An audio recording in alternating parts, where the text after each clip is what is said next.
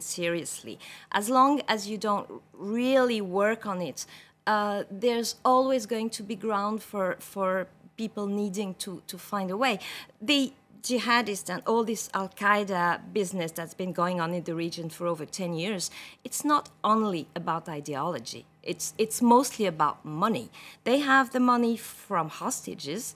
They have the money from drug trafficking, arms trafficking, human trafficking, cigarette smuggling, and this is the way several people made a living over the last 10 years, and that's why they're also fighting to keep it. Well, that's exactly right, isn't it, Patrick Smith? I mean, Al-Qaeda thrives in poor areas, and it's gone. Al-Qaeda in the Maghreb has gone from being one of the weakest parts of the Al-Qaeda franchise to one of the strongest. Yes, and the most coherent. I mean, just in support of what we've just heard, I'd say that if you look at the history of Mali, even under French rule, the North was absolutely pivotal in the history of that. Because don't forget, the present president of Algeria, Bouteflika, was known as Boutef le Malien because he was a key operator in northern Mali during the Algerian War of Independence. And then subsequently, the former military dictator, Moussa Traoré, was kicked out when his army became so corrupt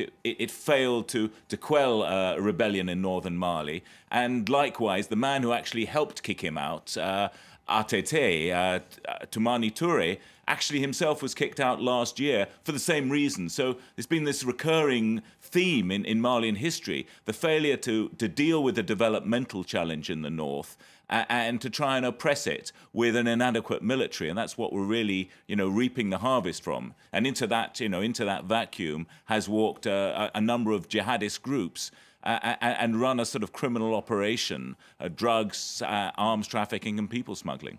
Dr. Vautravert, I mean, the global interest here is to quash Al-Qaeda. That's why France is getting involved, and that's why it has the support of the United States and others. But that support is just moral at this stage, isn't it? We're not seeing any kind of help beyond very limited assistance. Very limited assistance from who? From the United States? From the United States, France? from the European Union, from anyone who has an interest in quashing Al-Qaeda. Yeah. The situation with regards to the United States of America, the United States military forces in particular have been very implicated in Mali, and as I was saying before, have tried over the past few 2 or 3 years to raise the capacities of in particular the Malian armed forces. And unfortunately, it is today quite an embarrassment for the U.S. military to see how poorly these troops have fared. So I think that what we have heard from Secretary of Defense Panetta is in fact a very strong encouragement to France in order to go ahead and launch this operation with the implicit support of the United States, definitely. And the United States has actually been keeping an eye on this part of the world for many years now. It's quite incredible that the Europeans and the Americans didn't share more information and didn't come up with a plan earlier on. I mean, we know Secretary of State Hillary Clinton was very disparaging about the French plan not so long ago, wasn't she? It has been 10 to 15 years that research centers in France and in the United States have collaborated on the study of tribal systems, on Al-Qaeda in Islamic Maghreb, etc. So I'm not sure about that affirmation. On the contrary, I think there has been a lot of study that has taken place in order to prepare for such an eventuality, Perhaps they which has now come to be realized. They underestimated how well organized and how determined to fight these groups are. No, you see, I think that in the debate we have focused very, very much on the enemy, the foe, and who is the enemy. Sometimes, unfortunately, perhaps we should focus more on the friends. And with some friends, the government, the military regime, which is now in place right now, perhaps we don't need enemies. And I think that we should really focus on the capacity, the legitimacy of the present government, because really the issue in Mali, you have been saying it all along, this is a governance issue. We must not let a power vacuum in northern Mali be established, because then all sorts of strange groups from Libya, from Algeria, from other places will come in. Some might argue, Douglas Yates, that Western intervention caused this problem in the first place. I'm talking about the intervention in Libya, because if that hadn't happened, you wouldn't have had all these fighters getting hold of arms from Gaddafi and then bringing them south to Mali. I mean, this is a contributing factor, isn't it? That's right. In a way, as you solve one problem, you create others. In policy making, this is known as the theory of unintended consequences. I don't believe that when the war was going on in Libya, people were as concerned with Mali, and maybe now that things have normalized and the dust has settled, it gives the West an opportunity to focus. The good news is that the international community has developed a series of tools for resolving protracted social conflicts. And there's a learning experience as well as we go from one to the next. Someone had mentioned Sudan. We've learned lessons from Sudan in order to avoid repeating the same mistakes. What lessons have been learned specifically? Well, one was that if you send in an AU force, you've got to provide them with the ability to move around a vast territory. And it's clear that before we even send in these ECOWAS troops, we're already thinking critically, how effective will they be as a military force? We're addressing local issues, that is, local governance issues. The political economy of war, which is what she was discussing, the fact that for some people, this war is kind of the only way really to make a living, is another interesting approach. We've learned from the Blood Diamonds campaign that took 10 years that if you can target the resources, often these movements will dry up. In the long run, the international community has an arsenal of weapons to stop hostilities. But then that always leaves the problem of peace building. What is the development plan for Mali? What are we really hoping? I've spent most of my career as an academic listening to how Mali was the role model in Africa for democracy. And I think the error that the United States could make is precisely to focus on state building.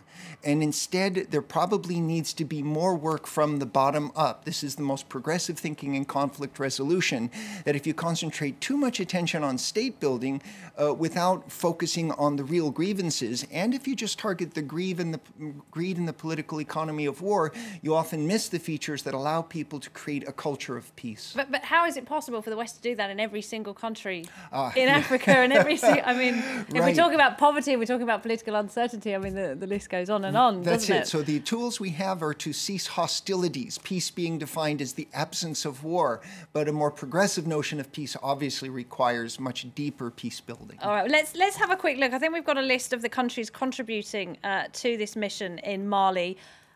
Several African states will be contributing troops. Can we have a look at that? There we go. Nigeria, 900 troops there, the biggest contributor to this mission. Burkina Faso, Niger, Senegal, Togo, Benin, and Ghana as well, all sending a few hundred troops. I mean, Patrick Smith, are they up to the task, these troops, do you think? And how will they work together to sort this problem out in Mali? Well, the African contingent is due to arrive by the end of this week in Bamako. They've been allocated a base just a bit north of the capital, but they're going to take several weeks, if not months, to get ready for this operation. And they're going to have to work very closely with the French forces in terms of transport, logistics, and surveillance and intelligence and so on. But are they well trained? Are they well armed? And also, you've got to look at morale as well. When people are fighting in someone else's country for someone else's cause, I mean, would a soldier from Ghana be prepared to die for a cause in Mali? Well, the Ghanaians are actually sending engineers, so presumably not on that one. But yeah, the Nigerians are the biggest contingent. Well, you know, they're coming out of a country that has its own conflict in the north of a similar dimension to the Mali conflict. So they're well aware of what the stakes are. Yeah, I think their capacity is going to be limited, both by training, military experience, and above all by technical capacity in terms of. So they're going to depend very heavily on the French presence. This is another argument that the French presence is actually not going to be a matter of weeks. It's going to be a matter of several months at least. And I think in the course of taking this conflict to the big urban centres of northern Mali, well, the urban centres are not that big, Kidal, Gao, Timbuktu, it's a pretty ambitious target. And when, it's going to be very slow moving, I think. All right, let's take a quick listen to the French Defence Minister, Jean-Yves Le Drian. He was speaking earlier about how long he thinks this mission will need to continue. Premièrement, Firstly, we will continue our airstrikes on the terrorist groups in the north of Mali to reduce their potential. Secondly, we will continue to increase the number of troops deployed in Mali. And thirdly, we are coordinating with our European partners, whom I'd like to pay tribute to accelerate the deployment of the African military force. L'accélération du déploiement de la force africaine. Dr. Trovel, that was the French Defence Minister, just once again talking about the mission there. I mean, if this does go on a great deal longer than anticipated, do you foresee a situation when NATO might step in and help the French out? Well, you know, it's quite well known that when the African Union organizes a peace support operation, here ECOWAS organizes such an operation, NATO capacities, forces from NATO countries are absolutely critical and essential. Not only is the equipment, the material terribly lacking in those forces, but I think that we have heard or mentioned the issue of training. Most of these forces are simply not able to handle a very complex, how should I say, anthropologically sensitive, religiously, ethnically sensitive situation as we have over here. So the capacities, the training simply is not available for the moment. I mean, does that not pose an ethical problem for France? I mean, on one hand, it is going in and intervening and helping the Malian army and their allies in West Africa, but at the same hand, there seems to be a concern that the troops that are being sent in are just not they're just not capable of carrying out this mission. It's not a mystery, this contingent of 3,300 troops from ECOWAS. There have been discussions for the past 6 months of exactly how it would be created, what would be its mandate, who is going to lead it. It's a never-ending story. And by the way, the most capable, you talked about Nigeria, which does have very capable armed forces, but you realize that many of the countries that have committed troops are going to require money in order to fund this military presence. They have troubles of their own in their country. We have not talked so far about Algeria, which has probably the most effective and well-trained units to fight this type of warfare. But Algeria has absolutely not wanted to commit any such forces in these operations. It is going to be a very difficult diplomatic battle in order to secure the appropriate forces to fight this war. That's right, isn't it, Patrick Smith? I mean, Algeria has allowed France to fly jets over its airspace, right. but they absolutely will not get involved in this mission at all, which is a shame given their experience in fighting Islamists. Yeah, I mean, they've got a 1,700-kilometre land border with Mali and hugely influential. And in fact, a lot of people believe that Algerian policy has been part of the problem. They've certainly infiltrated a lot of the jihadi groups and nationalist groups in northern Mali.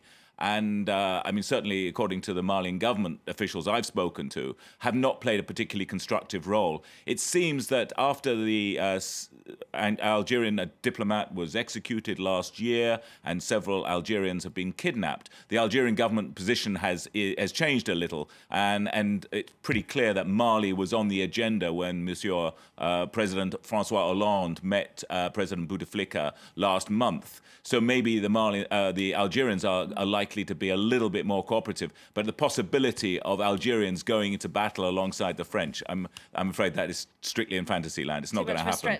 But the Algerians will protect their own interests, and part of that interest is to secure their southern border with Mali now. Don Egledu, we're running out of time, but just quickly, you were talking about poverty in Mali. I mean, we now have got a huge refugee crisis as well on top of that.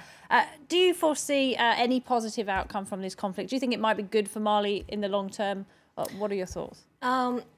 Yes, if people do take interest on what's taking place in the north, when it's liberated, if ever it comes and if ever it happens, my main concern is those people had been there 10 years and nobody had gone for them. So that means, I don't know if was it impossible to go for them, or was it just not interesting, or were just people looking the other way? And those people have been honestly abandoned to those people trafficking, smuggling once again, and who the ones to provide them a living. So if the international communities does take interest in Mali as a whole, but especially in the north of Mali, it could end up with something positive, but it's going to take time. All right, Dele, thank you very much. Donald Ledoux, Douglas Yates, Patrick Smith, and in Switzerland tonight, Dr. Alexandre Vautravert. Thank you very much to you all. Thanks to you for watching. That's it for The Debate. We'll be back at the same time tomorrow. Don't go away. This is France 24.